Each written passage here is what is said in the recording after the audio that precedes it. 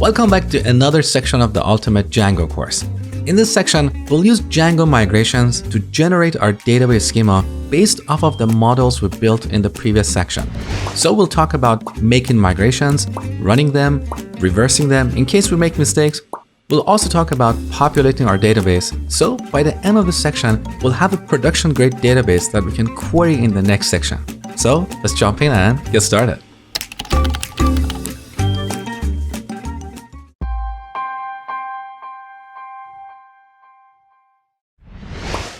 Django supports many database management systems. The most basic one that is set up by default is SQLite, which is a very basic, lightweight database engine. You should use it only for development or for low-traffic websites, nothing serious. For any serious projects, you should use Postgres, MySQL, MariaDB, or Oracle. These database engines are officially supported by Django, but there are also third-party libraries for other database engines like Microsoft SQL Server. Now, out of all these options, Postgres and MySQL are the two most common database backends used in the Django community. In this section, we'll start off by having a quick look at SQLite, and then shortly after, we'll switch to MySQL for the rest of the course. Now, don't worry if you have never worked with MySQL, we're not going to use any fancy MySQL features. All you have to do is install MySQL.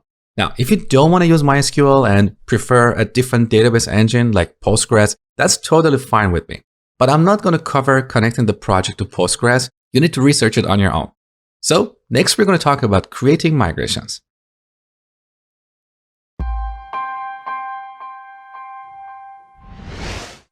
All right, let's talk about migrations. In Django, we use migrations to create or update our database tables based off of the models we have in our project. So in Django projects, we're not going to manually create or modify our database tables. We're going to let Django take care of that. Let me show you how this works. So open up a new terminal window and run Python manage.py make migrations. Make sure to spell it properly. All right, let's see what's going on here. Django looked at all the installed apps in our project, and for each app, it created a new migration file. So here we have the migrations for the store app. We have a new file at this location, store/migration/ here's the name of the file. So every migration file has a sequence number like 1, 2, 3, 4 and a descriptive name. If you're on a Mac, you can hold down the command, or if you're on Windows, you can hold down the control key and then click to open this file. So let's have a quick look here. As you can see, this migration file is just a Python module. So here we have a class called migration with a bunch of operations. So here's the first operation for creating a model called cart with two fields, ID, which is a big auto field, which translates to a big auto-incremented column in a database. And as you can see, this field is used as a primary key. So earlier I told you that we don't have to explicitly define a primary key for each model because Django is going to do that for us. Okay. Now in the same model, we have another field called created@, which is a datetime field. Now similarly, we have other operations for creating other models like collection, customer, and so on. Now, at some point, we're going to run these migrations against a database. At that point, Django is going to translate this Python code into SQL code and run it on top of our database. We'll see that soon. So here's what I want you to take away. As you build new models or modify existing ones, you run the make migrations command to generate a new migration.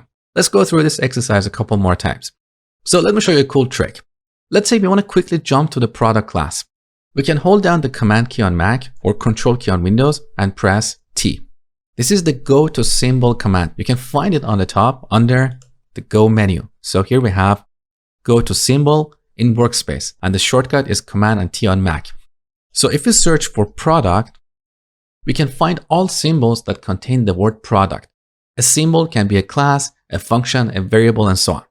So let's jump to the product class and rename the price field to unit price. So here we press F2 to rename this to unit underline price. Now save the changes. Back in the terminal window, we run make migrations one more time. Now Django is asking, did you rename product.price to product.unitprice? Yes, we did. So we type Y. Good. Now we have a new migration in the store app with this sequence number and this description. Rename price product unit price. Now, if you don't like the description, you can always change it. So let's go to the Explorer panel. Here's the store app, the migrations folder. Now we can simply rename this to rename price to unit price. Just remember, if you rename a file here, make sure to update all references to that file in other migration files. Let me show you what I mean. So if you open this migration file over here, you can see this migration is dependent on this other migration in the store app. So if tomorrow we decide to rename this file from initial to, let's say, first migration, then we'll have to find all references to this file and update them as well. Okay.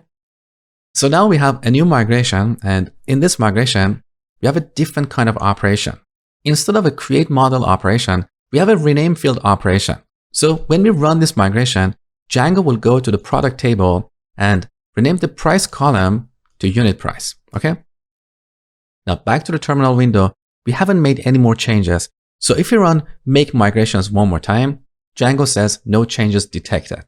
Now sometimes you see this message even though you have changed your models. Why does this happen? This happens if you forget to add the app in the list of installed apps. So one more time, we're going to use our shortcut, which is Command and T, to jump to the installed apps variable. Okay, so over here, we have all the apps we have created so far: store, tags, and likes. If likes was missing here, Django wouldn't detect any changes in this app. Okay, now let's go back to the product class and make a different kind of change. We want to introduce a new field called slug. Now, a lot of people don't know what a slug is. Let me show you. So here on Stack Overflow, if you search for a question, in the address bar, you can see the ID of the question and the actual question itself. What you see here is called a slug. But this slug can only contain letters, numbers, underscores, and hyphens. So any other character is going to be replaced or removed. For example, here we have a space between each word, but in the URL, the spaces are replaced by hyphens. Now, the whole point of adding a slug here is to make it easier for search engines to find our content. So this is a search engine optimization technique. Now, similarly, we want to give each product a slug so search engines can easily find our products. So we're going to set this to models.slug field. Save the changes. Back to the terminal. Let's run make migrations one more time. Now this time we see a different kind of message saying you're trying to add a non-nullable field slug to product without a default. Now here we have two options. One option is to provide a one-off default value right now. The other option is to quit and add a default in our model file. Let me show you both options. So if we type 2, we can quit. Now back to our model, we can set a default value. Let's say hyphen. The other option is to make this nullable. If we make this nullable, Django is not going to complain that this field needs a default value. Now, let's remove this and create the migration one more time. So back to the terminal, make migrations. All right, this time I'm going to select the first option. So we want to provide a one-off default value. Now Django is asking, what is that default value? So we're going to supply a string that contains a hyphen, exactly like before. All right. So Django created a new migration file with this sequence number. Let's open this file real quick. Now in this file, we have a new operation for adding a field to an existing model or table. So when we run this migration, Django is going to go to the product table and it's going to add a new field called slug, and it's going to populate it with a hyphen. So the difference between this option and the previous option is that this default value is not in our model. It's only in the migration file. It will be used only once. Okay. So this is all about migrations. Now, before we finish this lesson, let's give this migration file a more descriptive name. So because this is our last migration file, we don't have any other migrations that are dependent on this file. So we can safely rename this file to, let's say, add slug to product. Okay, so now we have a bunch of migrations in our project. Next, I'm going to show you how to run these migrations.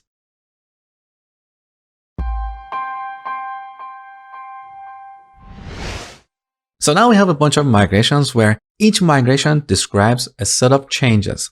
So each migration is like a commit in a version control system like Git, right? Now we're going to run these migrations to generate our database schema.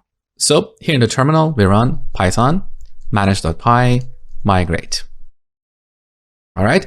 So Django went through all the installed apps and executed all the pending migrations. So as you can see, we have a migration that comes from the content types app. We have another migration that comes from the auth app. We have a bunch of migrations from the admin app and so on. Now, where is our database? Well, if you look at the Explorer panel over here, you can see a file called db.sqlite3. So this is our SQLite database, which is a very lightweight database you should only use for development or very small websites.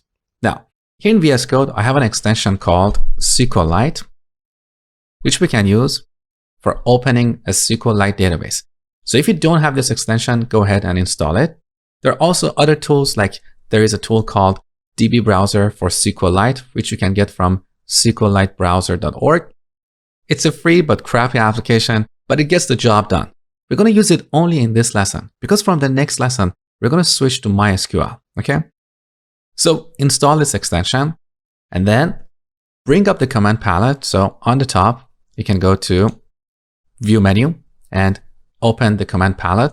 The shortcut is Shift, Command, and P on Mac or Shift, Control, P on Windows. So we open this up, search for SQLite, open database. You can see our database in the list, so let's select it. Good. Now let's open the Explorer panel and collapse our project. We have a new node here called SQLite Explorer. Now, here you can see our database as well as all the tables we have in this database. So we have a bunch of tables that belong to the auth app.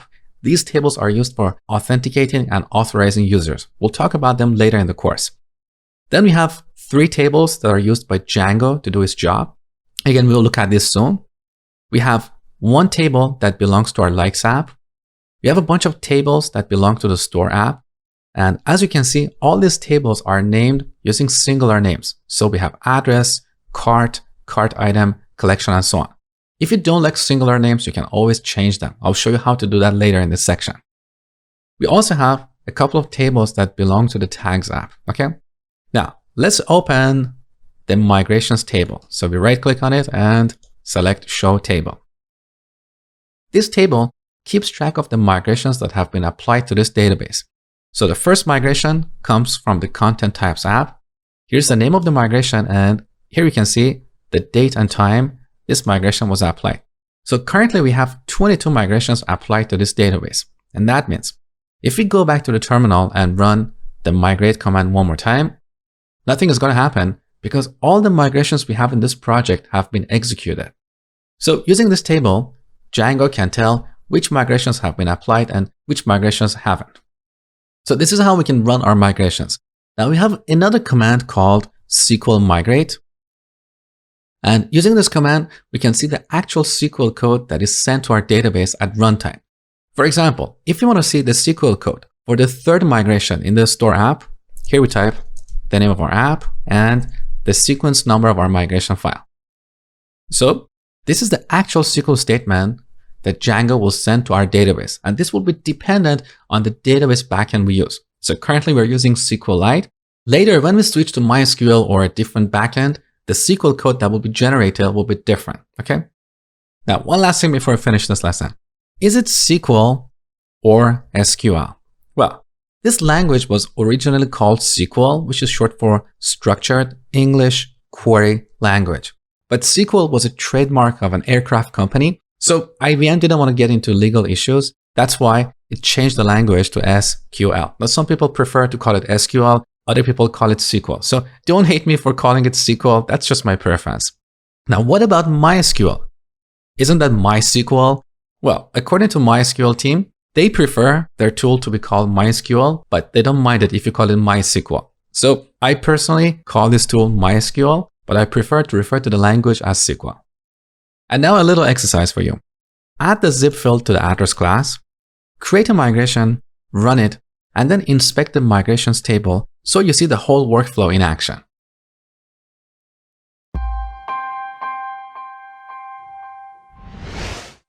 Sometimes you need more control over the database schema. For example, you may want to overwrite the name of a table, or you may want to add an index to a couple of columns and so on. Let me show you how to do this. So let's press Command and T on Mac or Control and T on Windows and jump to our customer class. Okay. Now in this class, we're going to define metadata. So inside this class, after our fields, we're going to add an inner class called meta. The name of this class is important. So this is where we define metadata about this model.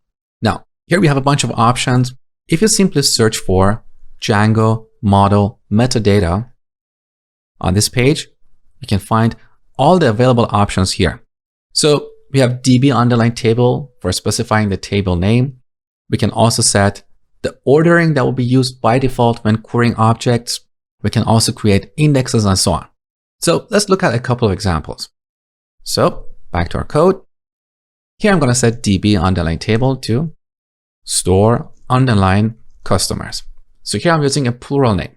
Now, even though this is possible, it's not something that I personally recommend. Because if you want to use plural names, then you would have to set the table name for every model in your project. I find it unnecessary. The whole reason we use Django is because it comes with a lot of conventions that we can follow to quickly build applications. If you want to constantly override these conventions and customize things, maybe Django is not the right tool for you. That's just my personal opinion. So here we can set the table name. We can also create indexes. So we set indexes to an array of index objects. To create an index object, we can use models.index. Now here we set a keyword argument called fields. We set it to an array of strings. So we can add an index on last name and first name columns. Now, if you're not familiar with indexes, basically we use them to speed up our queries. I cover them in detail in my SQL course in case you want to learn more. So we have made a couple of changes. Now it's time for what? It's time for creating a migration. So save the changes. Back to the terminal, we run Python manage.py make migrations. Great. So Django created a new migration file, but it couldn't come up with a good name for this file because we have mixed two different types of operations here. On the one hand, we're creating an index. On the other hand, we are renaming a table. So it's best if you don't mix up different types of operations.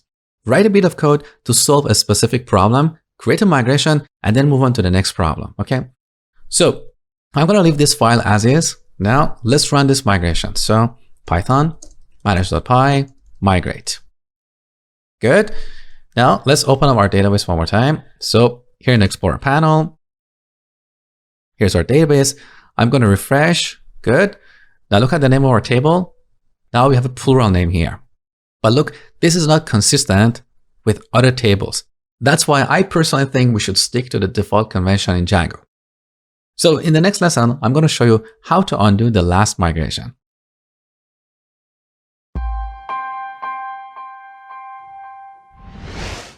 Let's imagine that the migration that we applied in the previous lesson was a mistake. So how can we undo it? Well, there are a couple of different ways to do this. If you want to selectively undo what we did in the previous lesson, we have to create a new migration. For example, if you want to keep the index, but remove the new table name, then we have to remove this line, save the changes, create a new migration and apply it. That's the only way. However, if you want to undo everything that we did in the previous lesson, we can completely revert the last migration. Let me show you how to do this. So let's look at the Explorer panel. Here in the Store app, look at the migrations folder. This is the last migration that we want to undo, migration number 4. So we want to downgrade the database to the previous migration, which is migration number 3. So we open up a terminal window and type Python manage.py migrate. We want to migrate the Store app to migration number 3. Okay, beautiful. The last migration is unapplied. Perfect. So now our database is back to the previous state. Let's verify it. So here in SQLite Explorer, let's refresh. Look, the customers table is gone and now we have the customer table. And also, if you look at the migrations table, look, the last migration, which was migration number 4 in the Store app, is gone. So we properly downgraded our database, but the changes are still in the code. So if we go to the Explorer panel and look at the migrations folder in the store app. Look, the new migration is still there. So if you open up a terminal window and run python manage.py migrate, then the last migration, which is currently unapplied, will be applied. So to properly revert the last migration, we should delete this migration file as well as all the changes we made in our code. So let's go to the customer class. Earlier, we added this meta class over here. If we keep this code, but remove the migration file, the next time we create migrations, Django is going to create a new migration for applying this change to our database. We don't want this to happen. So the proper way to undo the last migration is delete this code as well as the associated migration file. Now, this is where we use version control systems like Git. Undoing code using a version control system like Git is a lot easier than manually removing code from different places. So in this project, I've been using Git, and after each lesson, I made a commit.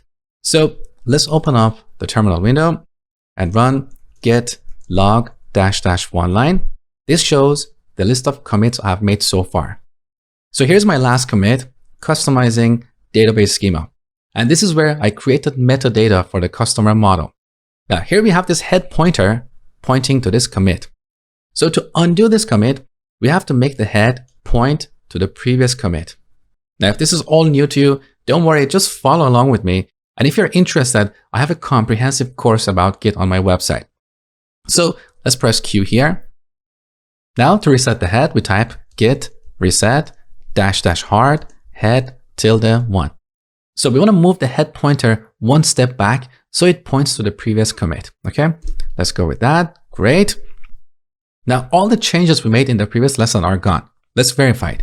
So here in the migrations folder, we no longer have the fourth migration. And also, if we go to the customer class, the metadata is gone. Great. Now here's a little exercise for you. In the customer model, rename the first name field to give a name. Create a migration, apply it, and then revert it.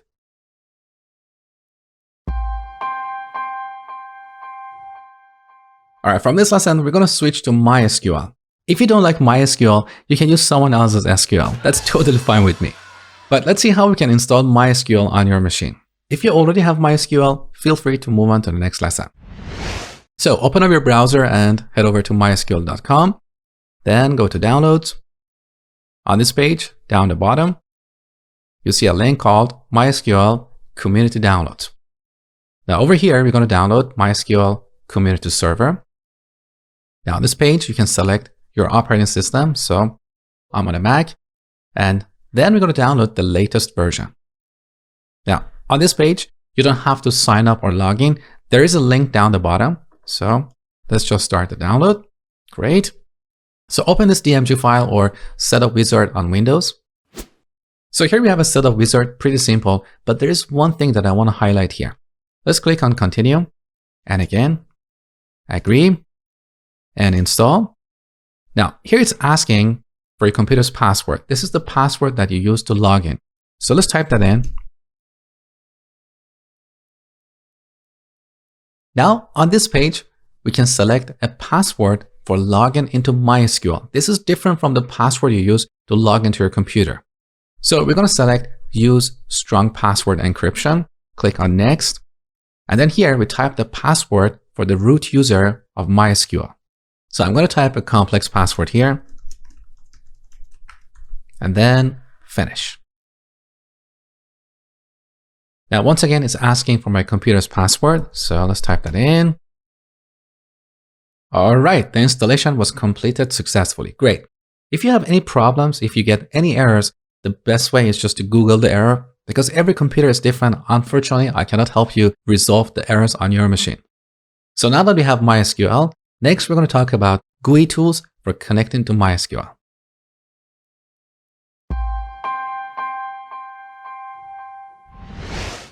All right, now we need a tool to connect to MySQL and manage our database. There are many different tools out there. You can use MySQL Workbench, which is absolutely free, and you can get it from mysql.com. Personally, I've used it a lot in the past. It gets the job done, but quite frankly, it's not the best tool out there. We also have Table Plus, which is a great tool. It's very lightweight and it supports many different database engines. So it's not limited to MySQL. And of course, that comes with a price. At the time of recording this video, the license for Table Plus is $59. And by the way, I'm not an affiliate for Table Plus or any other products. These are the tools that I've personally used and introduced in my courses. And of course, there are many other tools out there. You can research and find your favorite tool. We also have DataGrip, which is my favorite tool. I believe this is the best database tool in the market because it's built by JetBrains, which is the same company that has built IntelliJ, WebStorm, ReSharper, and many other amazing tools. And of course, this is the most expensive product. You can get a license for $89 for the first year, but for the second and third years, the price will reduce to $70 and $50. So every year you have to pay to use DataGrip. Having said that, you can download a trial version and use it for free. So if you want to follow along with me, you can just download it. You don't need to provide a credit card. Just download it and use it for 30 days. So the first time you open it, you're going to see this window. We're going to evaluate it for free. Now you can optionally supply your email address. Then evaluate. Great. So this is our tool. We're going to create a new project. We can call that Storefront. Now over here, we're going to click on the plus sign to create a new data source, which is going to be MySQL. So look, there's so many data sources available here. You can use Amazon Redshift, Apache Cassandra, and so many other data sources. So let's go with MySQL. Now on this dialog box, you can give your connection a name. I'm going to accept the default. Next, we're going to specify the host, which is localhost. The port by default is 3306. The user should be root, and the password should be the password that you set when installing MySQL server. So I'm going to type my password here. Now pay attention to this error.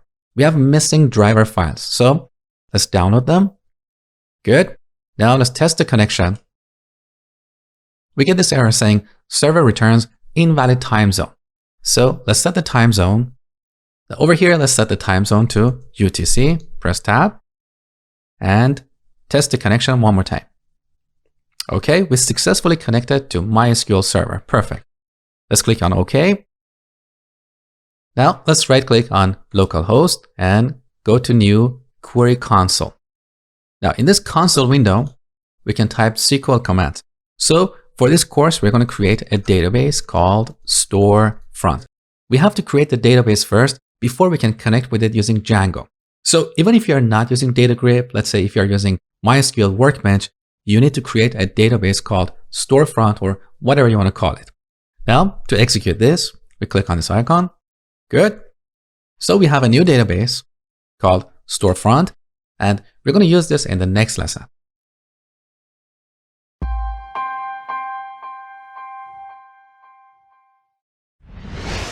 All right, the next step is to connect our Django project to MySQL. And to do that, we have to install a package called MySQL client.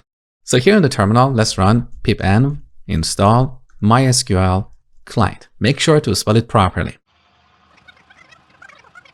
All right, the installation was done. Now, before recording this video, I was practicing these steps and there I got a weird error when installing MySQL client. And quite honestly, it took me over an hour to troubleshoot the issue. So if you encounter any errors, don't give up. Keep going. This is a natural part of software development. You have to be patient and determined. Just Google the exact error message, and I promise you, you're going to find something on stackoverflow.com. You can also post your questions on our forum at forum.codewithmosh.com. So in my case, it turned out that my installation of MySQL was corrupt. So before going further, let's make sure you have installed MySQL properly. Open a new terminal window and run MySQL. So we're going to connect to MySQL using the root user and a password that we're going to supply now. So let's type our password. All right. If you see this, that means you have installed MySQL properly. If you get an error saying MySQL command not found, that means either you didn't install MySQL properly or MySQL is not in your path. So then, depending on the operating system you're running, you need to research how to add MySQL to your path. All right, so let's stop this by pressing Ctrl and D. Good. Now, we installed MySQL client package. Great. The next step is to change our database settings. So we're going to go to our settings module. Now let me show you a new shortcut. Under the Go menu, look at this command. Go to Symbol in Editor. The shortcut is Shift, Command, and O on Mac. So if you press this, we can see all the symbols in this file. These symbols can be variables, classes, functions, and so on. So all these symbols you see here, these are various settings in this module. So if you type databases, we can jump to the database settings straight away. So look at our default database engine. That is SQLite. And here's the name of our SQLite file. So the project directory followed by db.sqlite3. Now we're going to change this to MySQL. And this is the reason why we installed MySQL client package. If you don't install this, you cannot change the engine to MySQL. Okay. Now we're going to change the name to the name of our database. This is the database that we created in the previous lesson. Next, we're going to set the host to localhost. Next, we set the user to root and password to the password we used when setting up MySQL. Now, this is purely for development, so we're not going to use this in production. In production, we're not going to include our password as plain text in this file. So later in the course where we talk about deployment, I'll talk about a different strategy for our database settings. For now, don't worry about it. So let's save the changes. Now, let's go back to our terminal window where we're running our server. You should not get any errors at this point. So your server should be still up and running. If you get any errors, then you have to stop here and troubleshoot. Otherwise, you should run the migrations so all the tables are created in our MySQL database. So let's open a new terminal window and run Python manage.py migrate. Okay, all the migrations are applied to our database. So if you go back to data grid and do a refresh, look, our storefront database has these tables. Perfect. So hopefully you didn't encounter any issues. If you did, just be patient and determined. Don't give up. I deal with these issues all the time, even with more than 20 years of software development. So our database is ready. Let's move on to the next lesson.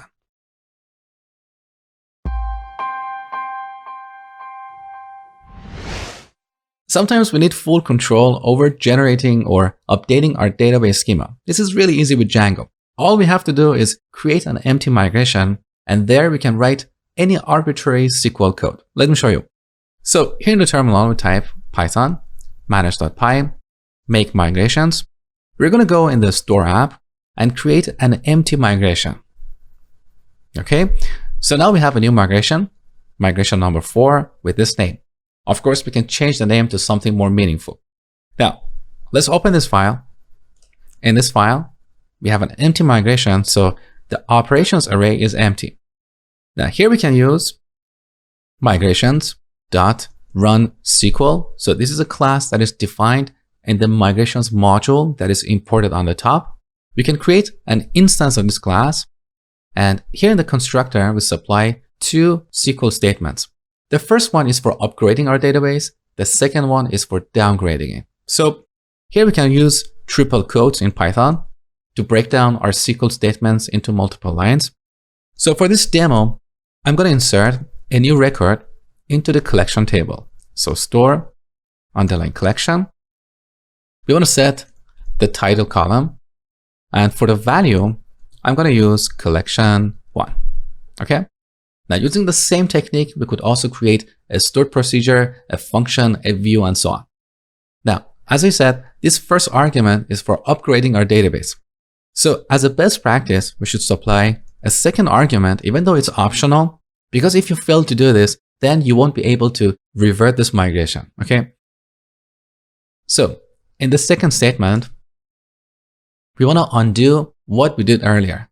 So we want to delete the collection with this name. So we say delete from store underline collection where title equals collection 1. Now let's save the changes. Back in the terminal, we run Python manage.py migrate. Okay, the last migration is applied. So let's go to data grid and look at our collection table. So double click on this and here's our new collection. Beautiful. Now let's unapply the last migration to make sure our implementation is right. So we want to downgrade the store app to migration number 3. So here in the terminal, we say Python manage.py migrate store to migration number 3. Perfect. Now back to our database. Let's refresh the collection table. Our new collection is gone. Great.